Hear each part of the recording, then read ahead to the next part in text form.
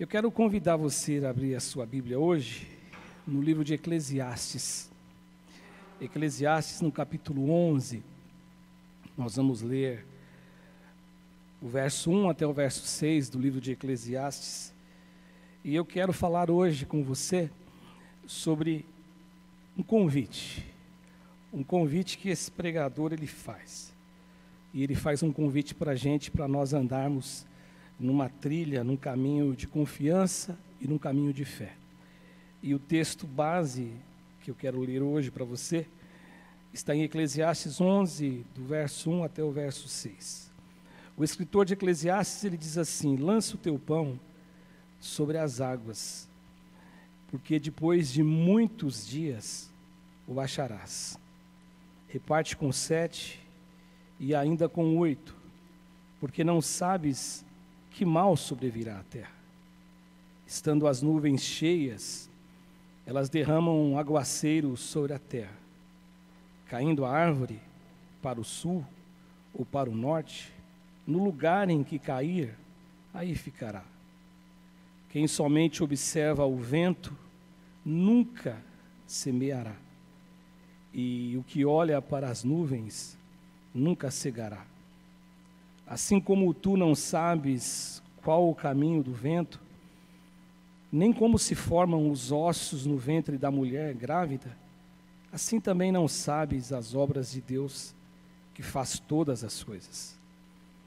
E o verso 6, é o último verso que eu vou ler, ele fala assim: semeia pela manhã a tua semente, e à tarde não repouses a mão, porque não sabes qual prosperará, se esta, se aquela, ou se ambas igualmente serão boas. Eclesiastes, ele é o livro do homem debaixo do sol. Eclesiastes é o livro onde o pregador, o escritor de Eclesiastes, ele tem dentro de si um dilema. Ele tem dentro de si um grande dilema.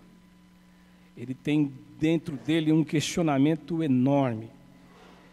E o questionamento que ele tem dentro dele é: qual o sentido da vida? Qual o verdadeiro sentido de viver?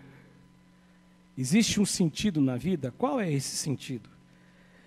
E esse questionamento do escritor, do pregador de Eclesiastes, ele surge logo de cara, logo no início do livro, no capítulo 1 do livro, no verso 2 e no verso 3, a gente já detecta essa condição dentro da alma desse pregador.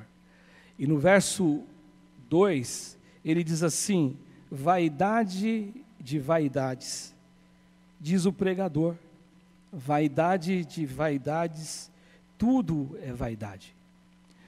Se a gente fosse traduzir para as nossas palavras hoje, para a nossa língua atual, moderna, o que ele está dizendo aqui é o seguinte: que viver existe debaixo de um jugo de tanta inutilidade. Quanta inutilidade, quanto vazio. Como viver não faz sentido? Será que viver faz sentido? E aí no verso de número 3 desse mesmo capítulo 1, ele diz assim: que proveito tem um homem de todo o seu trabalho, com o que se afadiga debaixo de sol? Ou seja, ele está dizendo assim: o que o homem ganha com todo o seu esforço, com tudo aquilo que ele faz? E o livro de Eclesiastes, então ele carrega em sua mensagem principal o que terá uma mudança apenas a partir do capítulo 12, que é o próximo capítulo. O que ele traz como tema principal é um pessimismo total do pregador. O pregador, ele na verdade, ele começa a tentar encontrar alguma coisa na vida debaixo do sol que pudesse realmente trazer a ele alegria e satisfação. E dentro disso, o livro de Eclesiastes então revela para a gente que na busca destas respostas, deste dilema, ele passou a analisar de modo crítico tudo o que é feito debaixo do sol, todas as situações vividas debaixo do sol. Situações que ele pudesse encontrar um objetivo de vida, um objetivo real mesmo, para que ele pudesse dizer: poxa, isto realmente me satisfaz. E aí então ele começa a falar de algumas coisas. Por exemplo, no capítulo 2, no verso 1, ele começa a investigar o prazer. O olhar crítico para ele é a respeito do prazer. Ele fala assim: disse comigo, vamos, eu te provarei com alegria. E aí ele fala, goza, pois a felicidade, mas também ele viu que isso era vaidade. Ele descobriu que isso também causava nele essa insatisfação. Experimente a alegria, em outras palavras. Vamos provar de tudo aquilo que pode nos fazer felizes, tudo aquilo que pode trazer alegria no nosso coração, pode trazer contentamento, tudo que é bom na vida, tudo que as pessoas classificam como coisas boas de você ter, de você adquirir, de você viver como experiência humana. Só que ele diz que isso também é na vaidade, ou seja, isso causou dentro dele uma insatisfação gigantesca em sua alma. Aí ele também vai para um olhar crítico para a questão da sabedoria. Ele olha para a sabedoria. E no capítulo 1, no verso 13, esse pregador ele fala assim que ele aplicou o coração a esquadrinhar e a informar-me com sabedoria de tudo quanto sucede debaixo do céu. Ele buscou então toda a sabedoria, ele se debruçou sobre todo o entendimento. Só que ele percebeu que este trabalho era enfadonho do mesmo jeito. E ele fala assim que esse trabalho Deus impôs sobre os filhos dos homens para afligir os filhos dos homens. E aí então ele olha para a alegria, inutilidade. Ele olha para a sabedoria e descobre inutilidade. Um pessimismo na alma desse cara é uma coisa assustadora. Aí ele vai então para a questão das obras, aquilo que você realiza, aquilo que você faz, aquilo que você bota a mão, aquilo que você realmente desenvolve. E geralmente quando você faz alguma coisa, a gente sente prazer pelo que a gente faz. Só que ele olha também sob um olhar pessimista para as obras. E no capítulo 2, no verso 4 ao verso 6, ele fala assim então que ele empreendeu grandes obras. Olha o que ele diz: eu empreendi grandes obras. Edifiquei para mim coisas, plantei para mim vinhas, eu fiz jardins e fiz pomares para mim, e nesses plantei árvores frutíferas de toda a espécie. Fiz para mim açudes, para regar com eles o bosque em que reverdeciam as árvores. Só que, entretanto, a conclusão que ele chega, o pregador, é que mostra que tudo que ele fez, voltado para a questão da alegria, colocar o coração naquilo que pudesse satisfazê-lo, naquilo que ele pudesse descobrir como sabedoria, ser um homem sábio, naquilo que ele poderia ter como um empreendedor, empreendeu muitas coisas. Tudo isso, na verdade, ele descobriu de uma maneira muito triste que tudo, exatamente, absolutamente tudo isso foi inutilidade e mais inutilidade. E quando eu olho aqui para o livro de Eclesiastes, gente, eu vejo que essa constatação do pregador ela é verdadeira. Toda a existência longe de Deus ela é frustrante. Toda a existência humana, a parte de Deus, ela nunca será uma experiência plena, uma experiência onde existe a alegria, a valorização da alegria, o prazer naquilo que você realiza. Tudo isso só acontece porque, na verdade, o que eu vejo aqui é essa distância do pregador de Deus, é a distância do homem de Deus. Então, o livro de Eclesiastes, ele nos coloca diante de uma única verdade. O livro de Eclesiastes, como um todo, ele nos coloca diante de uma única realidade, de uma única verdade, que eu só consigo encontrar solução, satisfação para os problemas da existência humana, aquilo que ele diz e classifica como a frase, o homem que vive debaixo do sol, quando na verdade eu tenho Deus dentro do meu coração. Sozinho eu não consigo, sozinho ninguém consegue. E o livro de Eclesiastes, então, no meio desse redemoinho todo, ele revela que aquilo que o homem tenta decifrar, o enigma que o homem tenta descobrir, ele só pode ser descoberto em Deus. Esse enigma, que proveito tem o homem debaixo do sol, de tudo que ele faz? É um enigma, é um mistério, ninguém sabe, ninguém conhece. Agora, só se conhece isso só ganha luz quando você tem, na verdade, Deus no comando da sua vida.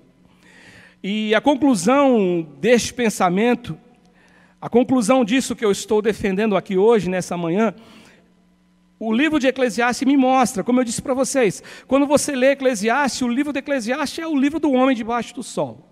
É o livro do homem buscando satisfação. E ali do capítulo 1 até o capítulo 11 existe um pessimismo completo, mas a partir do capítulo 12 ele começa então a trazer uma outra luz sobre o livro. E no verso 13 do capítulo 12, eu vejo esse pensamento que, na verdade, o escritor de Eclesiastes, o pregador de Eclesiastes, ele descobriu. Porque ele chega no verso 13 do capítulo 12 e ele fala assim: de tudo o que se tem ouvido, a suma é, ou seja, de tudo que você ouviu na vida, de tudo que você vai ouvir na vida, de tudo que a vida vai ensinar a você pelo tempo que você vai viver, a suma de tudo, o importante, aquilo que é sublime, ele diz assim, é uma coisa só: teme a Deus e guarda os seus mandamentos. E aí ele termina dizendo uma coisa que para o ser humano, para a sociedade, parece uma coisa estranha. Aliás, é uma coisa estranha, porque ele fala assim: porque este ou isso é o dever de todos os homens.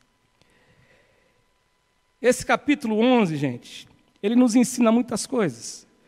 E quando eu pesquisava alguns autores a respeito do capítulo 11, a maioria dos estudiosos, a maioria dos comentaristas, eles vão fazer assim, eles vão caminhar para um lado, eles vão dizer que este livro aqui de Eclesiastes, principalmente esse capítulo 11, este livro não, melhor o capítulo 11, eles vão dar uma instrução para a gente, ou eles vão trazer para nós uma revelação no sentido de que o livro, neste capítulo, no capítulo 11, ele está falando de empreendimentos mesmo, ele está falando de coisas relacionadas à economia, aquilo que você faz, aquilo que você tem que produzir, ao cuidado que você deve ter em relação ao seu viver, plantar, semear, não se cansar, não ficar sentado esperando as coisas acontecerem, não só semear a nuvem, não, aliás, olhar, observar só a nuvem, não, você tem que semear, você não pode só ficar observando. A maioria deles que você vai encontrar vai falar sobre isso.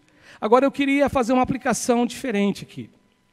Porque no fundo, muito embora isso seja uma realidade, quando você começa a estudar esse capítulo, só que esse capítulo também você percebe que ele é um capítulo onde o pregador ele nos convida a uma experiência de fé. E essa primeira lição que eu quero compartilhar com você é exatamente isso. É esse pregador, é esse escritor de Eclesiastes, que se convencionou chamá-lo de Salomão, por conta da citação que o escritor faz do rei Salomão, e a maioria, no consenso geral, diz que foi Salomão. Na verdade, ele traz para a gente um exercício aqui, uma prática em nosso viver. Ele nos convida a esta estrada, esse andar, esse caminhar de confiança e de fé. E eu vejo isso logo no primeiro versículo desse capítulo. O apelo aqui é para uma aventura de fé. A aplicação aqui é a respeito de confiança nos salta os olhos. Porque olha o que ele vai dizer no capítulo 11, no verso 1. Ele fala assim: lança o teu pão sobre as águas. Lança o teu pão sobre as águas. Mas a resposta, ou a continuidade que ele vai dar do verso, não vem como uma resposta na hora. Ou seja, é instantânea. Não, ele fala, lança o teu pão sobre as águas, é uma ação, ele está exigindo da gente então uma ação, lança o pão. Só que ele diz o seguinte, só que o responder de Deus pelo pão que você lançou, a resposta divina não será imediata. Ele diz assim, porque depois de muitos dias você vai encontrar. Ou seja, é uma aventura de fé. Eu vou lançar o pão. A alusão aqui, por isso que eu disse para vocês agora, quando eu fui começar a falar do capítulo especificamente, que os estudiosos, que os comentaristas, eles falam a respeito de uma condição onde existe uma aplicação na questão da vida na área comercial, na área econômica, é que a alusão que talvez o pregador está fazendo aqui era sobre a confiança nos negócios antigos. Porque naquela época, lá o que acontecia? O próprio Salomão, os navios que saíam em sua rota comercial, eles saíam para fazer suas compras, eles saíam com o dinheiro, com aquilo que eles tinham para comprar, com o ouro que eles tinham a dar pela mercadoria, ou o dinheiro para comprar o ouro, eles saíam e eles iam embora, e demoravam muito tempo a voltar. Ou seja, então era um gesto de confiança, eles demoravam, era a confiança daquele empreendedor, era a confiança daquele que era o investidor. E aqui na nossa vida espiritual não tem diferença. Eu tenho que lançar o pão sobre as águas. Nunca você ouviu de Deus uma situação assim, olha, faça isso agora e eu vou te responder imediatamente. Não, a gente não tem. A gente não tem essa garantia. Já aconteceu? Aconteceu. Mas não é uma coisa que é sistemático sempre. Por exemplo, quando o apóstolo Paulo está falando de ansiedade no livro de Filipenses, ele fala, não andeis ansiosos por coisa alguma, antes as vossas petições, os vossos clamores, sejam conhecidos diante de Deus através do quê? De clamor, de oração, de súplica. Só que ele fala assim, a paz de Deus, que excede todo entendimento, guardará os vossos corações e a vossa mente em Cristo Jesus. Paulo não diz assim, a resposta vai ser imediata. E aqui, então, esse escritor caminha na mesma linha. O comerciante que queria lucrar, ele deveria confiar os seus bens aos navios. E aqui, no caso, em nossa caminhada de fé, eu tenho que depositar a minha confiança em Deus. Lançar os meus pães, lançar o pão sobre as águas. Eu tenho que lançar o pão sobre as águas. A confiança do pregador aqui, o tom da importância da fé é, lancem os seus pães, ou o pão sobre as águas. Agora, este pão, ele pode ter muitos significados, melhor dizendo. Este pão aqui, ele pode representar as lágrimas das orações de muitas pessoas que molham o chão quando eles estão na sua casa ou estão na igreja orando pela salvação de um filho. Você não tem nenhuma garantia que o seu filho será salvo, que é imediata. Não, você clama.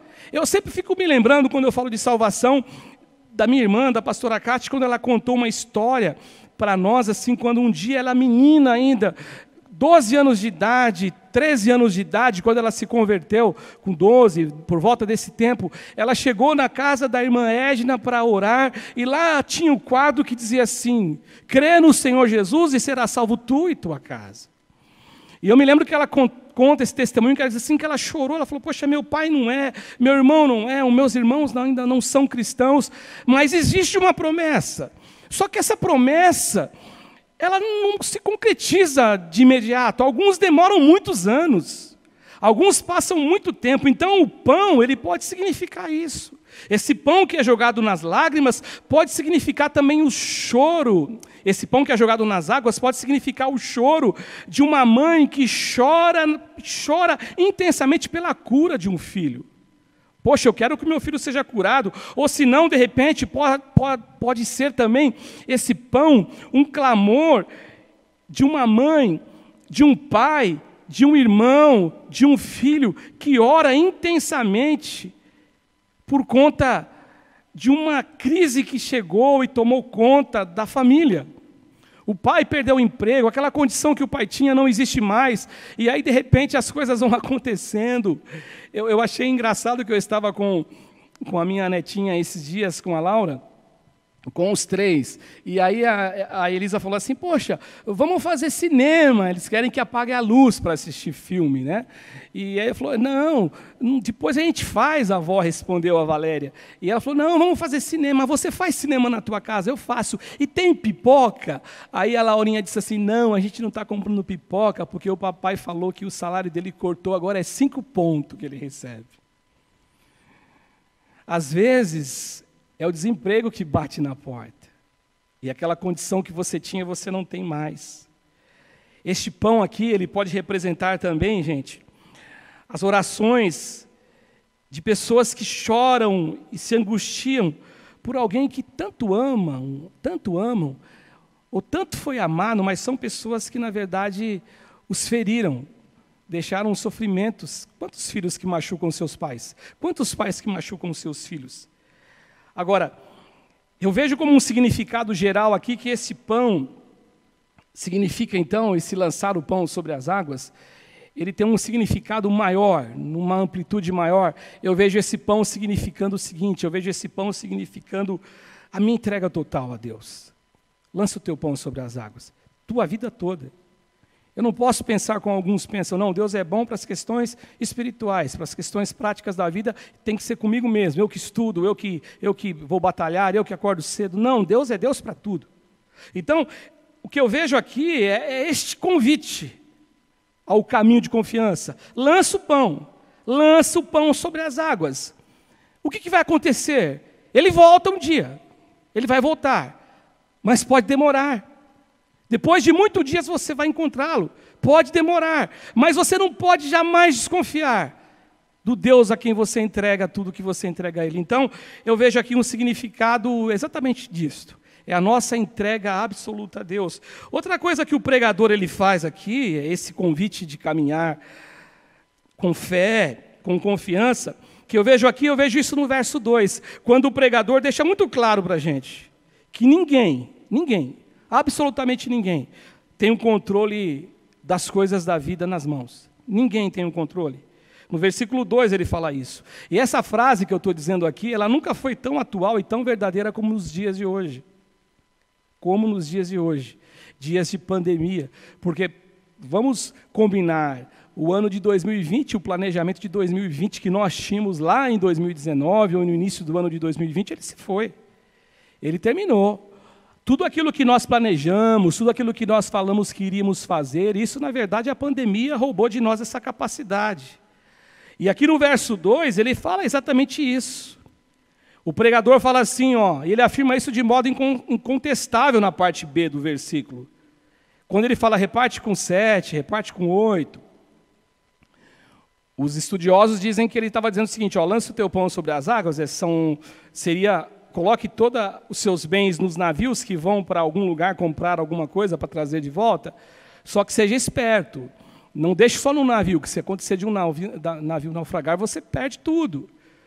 Então reparta com 7, 8 navios, vai repartindo tudo e vai mandando o pessoal comprar alguma coisa para vocês. Outros não, outros falam a respeito de generosidade, que isso aqui é generosidade. Mas eu quero falar mais da parte B do texto, que ele fala assim, porque você não sabes o mal que sobrevirá sobre a terra. Ninguém sabe. Eu não sei, você não sabe. E sendo assim, a fé e a confiança deve ser algo de verdade em nós, deve ser aquilo que dirige as nossas vidas, hoje, amanhã e sempre. Lança o teu pão sobre as águas, porque você não sabe o que vai acontecer. Ele vai vir, ele volta. Mas qual a circunstância que você vai ter que enfrentar?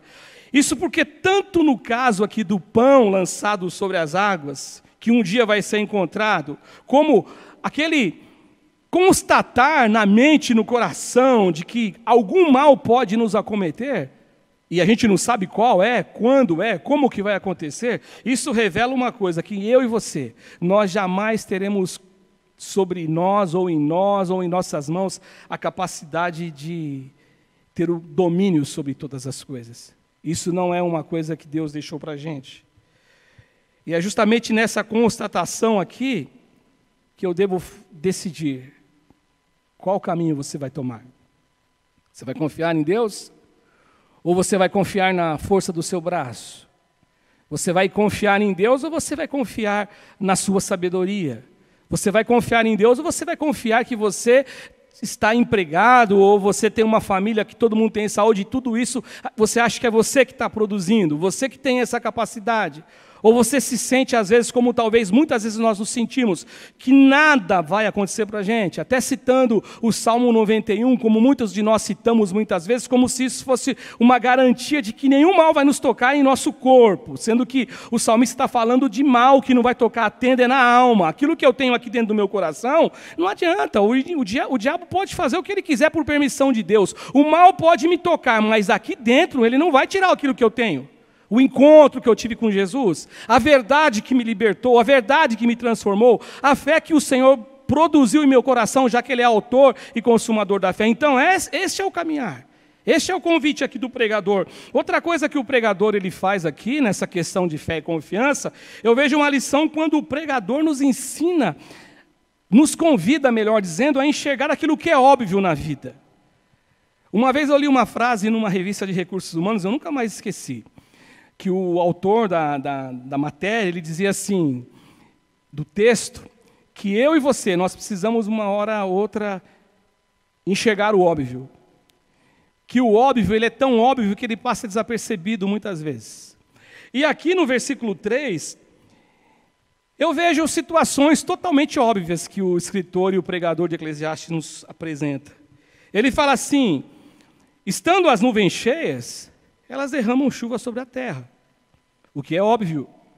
A nuvem vai derramar chuva. Ela está cheia, ela vai ter que se esvaziar, ela vai ter que acabar com aquilo que ela tem e vai chover na terra. Outra coisa que ele fala, quando a árvore cai, ela vai permanecer estática para o lado que ela caiu. Caiu para o sul, ela fica no sul. Caiu para o norte, ela fica no norte, a menos que alguém carregue. Isso é absolutamente óbvio. Então, por que o pregador nos convida a enxergar isto? E eu vejo aqui, ele convidando a você para esse processo de obviedade divina com fé. Por quê? Com confiança. Por quê? Em primeiro lugar, porque com o passar do tempo, eu e você, a gente tem uma tendência de enxergar o cuidado de Deus nos processos naturais e simples da vida. Naquilo que é óbvio, a gente não enxerga mais. A gente não valoriza mais. Aquilo que nós temos de Deus, a gente não agradece. Aquilo que a natureza nos oferece, a gente não agradece, a gente não enxerga, porque é tão óbvio, porque na medida que eu vou vivendo, aqui nesse texto me traz essa ideia, porque na medida que eu vou vivendo, na mesma proporção eu vou me esquecendo desse cuidado de Deus nas coisas simples, nas coisas muito simples, nas coisas que são óbvias de Deus. Me lembro também de uma senhora, que ela já faleceu, mas orando por ela uma vez no hospital de clínicas, ela disse assim para mim, pastor, eu não vejo a hora de poder chegar na minha casa e entrar debaixo do meu chuveiro. Ah, como eu vou agradecer a Deus. E eu desci dali daquela visita falando, Senhor, eu nunca me lembro de ter feito uma oração assim, Senhor, muito obrigado porque hoje eu estou debaixo do chuveiro. Talvez nem você fez isso, porque isso é tão assim natural. Outra coisa aqui sobre essa questão de obviedade, é que todos os processos da natureza, dirigidos por Deus, eles não acontecem por um acaso, mas é vontade de Deus.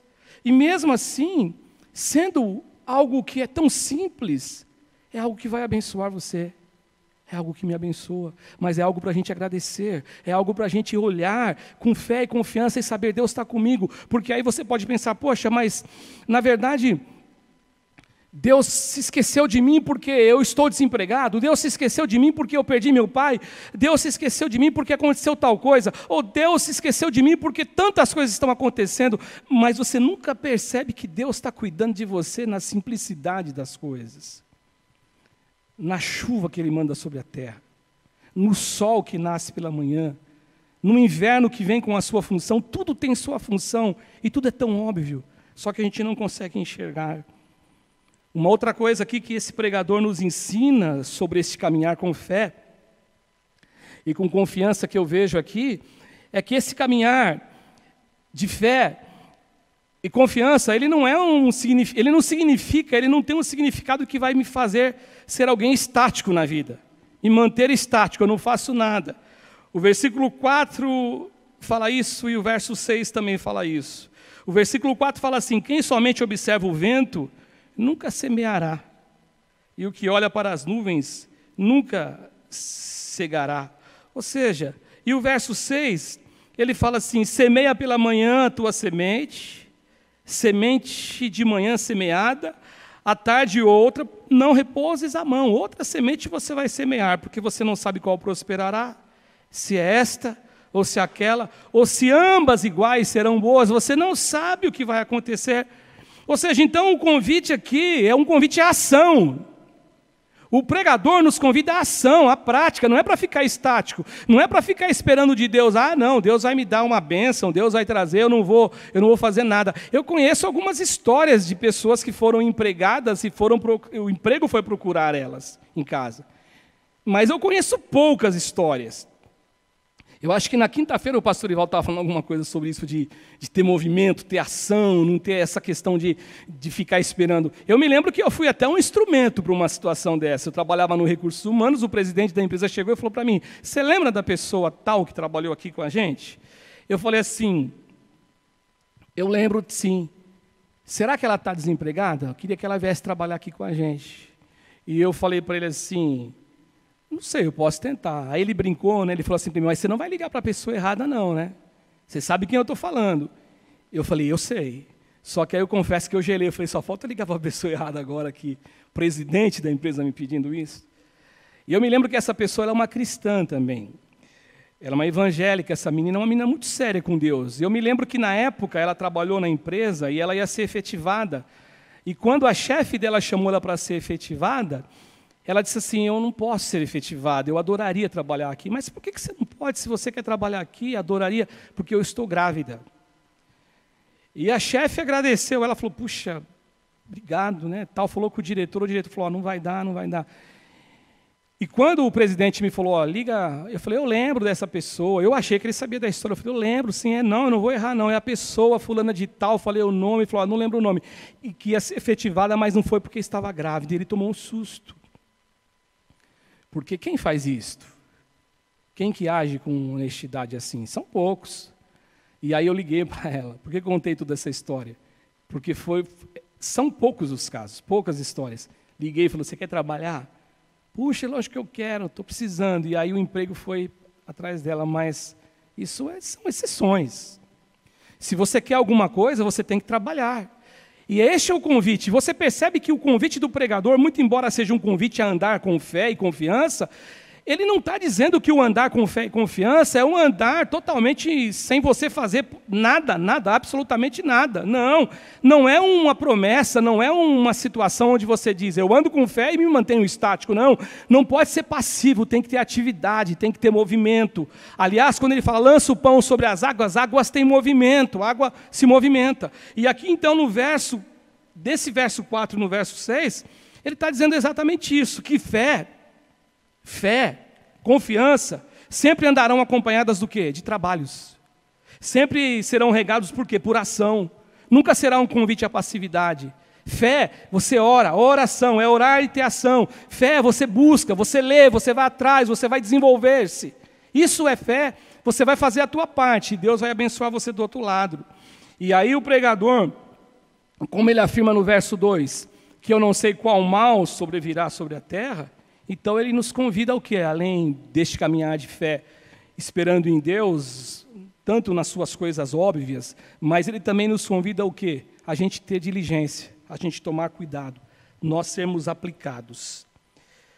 E uma última coisa que eu vejo aqui nessa história de andar com confiança e fé, eu vejo o pregador aqui nos convidando a um caminhar de confiança e fé e nos informando que ele revela uma coisa para mim e para você. O quanto nós não sabemos nada. O quanto nós não sabemos nada. Tem pessoas que procuram os pastores ou algum irmão com mais experiência no Evangelho com perguntas. E eles querem respostas. Eu tenho lembrança quando eu era jovem, na igreja, jovem na idade. Me lembro quando passei por algumas situações, como eu queria respostas. Quando nós perdemos o nosso pai, né? Foi o primeiro momento assim de separação de alguém tão próximo da gente. Eu queria respostas, eu precisava saber alguma coisa, eu tinha ansiedade por respostas. E eu me lembro que o pastor Albertini, ele esteve na nossa casa, e é interessante como a presença do pastor faz bem para a gente, e ele, na nossa casa, aquilo fez tão bem para a minha alma, né? Mas eu tinha perguntas, eu me lembro que eu fiz algumas perguntas para ele, e hoje eu fico vendo o quanto fui, e era menino, né? Porque não tem resposta, e aqui o escritor, ele fala exatamente isso, ele fala que esse caminhar de fé, em primeiro lugar, é um caminhar com confiança, porque eu lanço o pão, eu vou lançar, tal qual os navios que saem com um recurso e podem se perder pelo oceano e não voltarem mais, e os meus recursos serem perdidos, na ocasião que o escritor fala a respeito disso, o exemplo e a analogia que ele usa, do mesmo modo a gente lança o pão, a gente não sabe o que vai acontecer, quando vai acontecer, mas a gente está depositando a fé em Deus. Do mesmo modo que eu não sei o mal que pode sobrevir sobre mim, eu não sei, os projetos eles têm que sempre estarem firmados em Deus, os meus projetos, a minha vida, porque eu não sei o que vai acontecer. A gente não sabe o que vai se passar no ano quando ele inicia. A gente não sabe se chega até dezembro do ano. A gente não sabe quem chegará conosco até dezembro. A gente não sabe o que vai acontecer. Do mesmo jeito que ele faz isso também no sentido da obviedade, de enxergar a obviedade. Olha, enxergue no que é óbvio o cuidado de Deus. Do mesmo jeito que ele também nos convida a entender uma coisa super importante, que ter fé e confiança não significa você não fazer nada, ficar sentado sem aplicar-se com diligência ao seu viver. Agora, a última lição, ele fala que eu não sei nada, você não sabe nada. Assim como tu não sabes qual é o caminho do vento, versículo 5, nem como se formam os ossos no ventre da mulher grávida, assim também não sabes as obras de Deus que faz todas as coisas. Um viver de fé, na minha opinião, um viver de confiança, ele só tem sustentabilidade nessa perspectiva. Afinal de contas, quando o homem se acha totalmente suficiente, conhecedor das coisas da vida, ele é traído. Lembra lá de Jeremias? Enganoso é o coração do homem. Quando ele acha que ele tem todo o controle, ele está se enganando, porque nós não temos todo o controle. Eu não tenho em minhas mãos o controle da minha existência e da minha vida. O pregador aqui, ele sabe que isso é totalmente enganoso. O pão ele volta, mas ele não sabe quando. Ou seja, eu não sei. É o que ele está dizendo aqui. O homem é incapaz de detectar quando o mal vai abater a sua vida, quando ele vai chegar, qual o mal que vai ser, ele não sabe também. Em terceiro lugar, ele não tem capacidade nem de saber o que vai acontecer no futuro em relação às sementes que são plantadas. No versículo 6 ele fala isso, ó, de manhã você joga uma semente, rega a semente, mas à tarde você não repouses a mão. Você não sabe qual que vai dar fruto. Se ambas darão fruto, ou se as duas não darão fruto, ou qual delas vai dar o fruto, você não sabe. Mas o convite aqui do pregador, ele então aqui tem a intenção, né, de mostrar a mim, mostrar a você, que viver com Deus é uma aventura de fé, é uma aventura de confiança, é aplicar o nosso coração, a nossa vida, totalmente nas mãos do Senhor Deus, em qualquer situação. Em qualquer situação. Eu vou concluir dizendo que a verdade é uma só.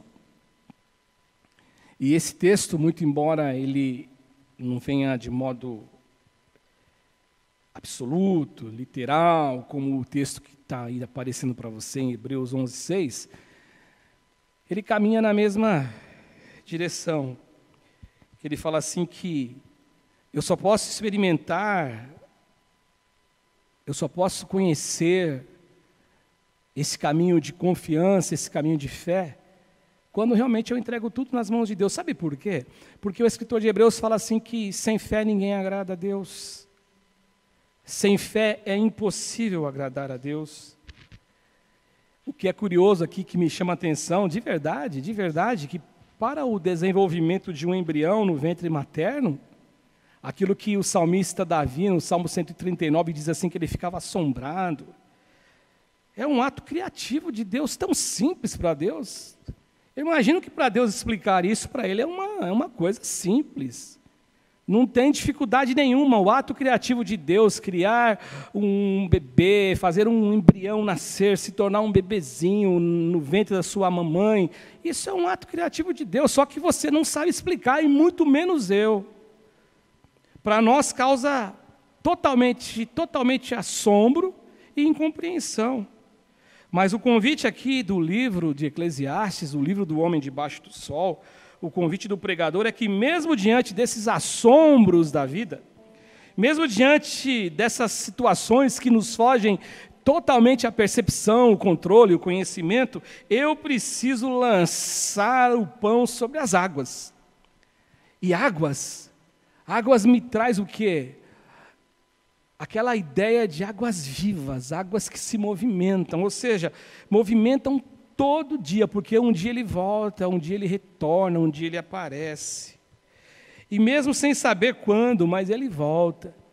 Mesmo sem saber que hora, em que momento, ele retorna.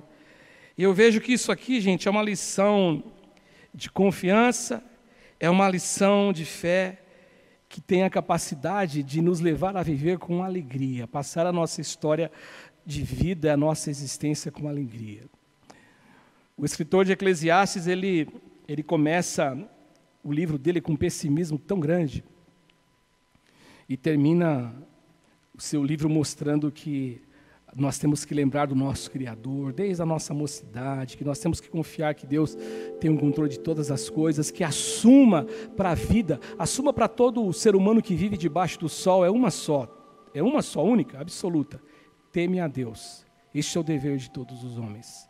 Agora, a minha oração todos os dias é essa, que a alegria de Deus, ela venha sobre minha vida, porque a alegria de Deus é a força dele sobre mim. A alegria do Senhor é a nossa força, é a vossa força, como diz Neemias. A alegria de Deus é que nos fortalece. Então, o que o escritor de Eclesiastes ele coloca para a gente é uma realidade. Mas no finalzinho do livro, ele coloca o seguinte: essa realidade ela existe. A vida é fútil sem Deus. A vida é vazia sem Deus. A vida não tem graça sem Deus. Mas com Deus tudo se resolve. Porque aí com Deus o convite é: venha viver com alegria. Venha viver uma aventura de fé. Venha viver uma aventura de trilhar um caminho com confiança. Em nome do Senhor Jesus. Amém, gente? Que Deus possa abençoar você. Que Deus possa abençoar o seu domingo.